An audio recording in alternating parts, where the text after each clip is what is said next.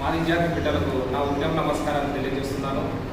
ఈ అత్యవసర సమావేశం యొక్క ముఖ్య ఉద్దేశము ఎస్సీ వర్గీకరణ రాష్ట్రాలకే అధికారాన్ని ఇస్తూ రెండు నెలల కిందట సుప్రీంకోర్టు తీర్పు ఇవ్వడం జరిగింది.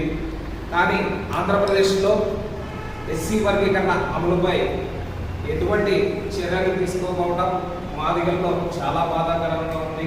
కానీ మాదిగలందరూ ఈ రాష్ట్ర ముఖ్యమంత్రి అయినటువంటి చంద్రబాబు నాయుడు పైన అపారమైన నమ్మకము, గౌరవం పెట్టుకున్నారు.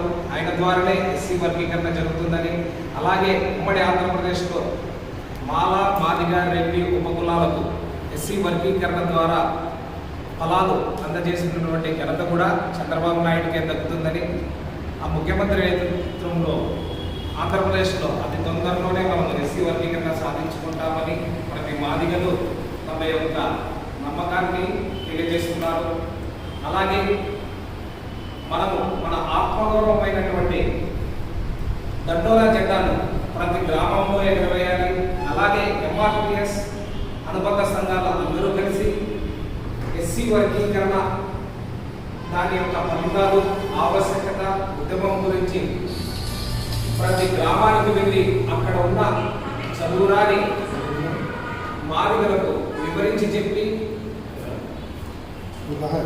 అలాగే ఎస్సీ వర్గీకరణ యొక్క ఫలాలు మనం అందరం అనుభవించాలంటే దానికి ప్రతి గ్రామంలో ఉన్న మాదిగ బిడ్డలు చదువుకోవాలని చెప్పి, చదువు ద్వారానే మన జాతి అభివృద్ధి చెందుతుందని వారికి తెలియజేసి, దీనికి మాదిగ ఉద్యోగులు, మాదిగ మేధావులు అందరూ తమ బాధ్యతగా తీసుకొని ఈ దసరా సెలవుల్లోనే తమ గ్రామాలకు వెళ్ళి, ఎలాగ తమ గ్రామాలకు వెళ్తారు, అక్కడ ఎవరెవరు సొంత ఊరిలో వాళ్ళు చిన్నపాటి సమావేశాలు ఏర్పాటు చేసుకొని ఈ ఉద్యమం గురించి వాళ్ళకు వివరించి చెప్పాలని నేను తెలియజేస్తున్నాను. టౌన్ ప్రాంతంలో ఉన్న మనం ప్రతి ఒక్కరికి ఎస్సీ వర్గీకరణ అంటే తెలుసు, కానీ గ్రామాల్లో ఉండేవారు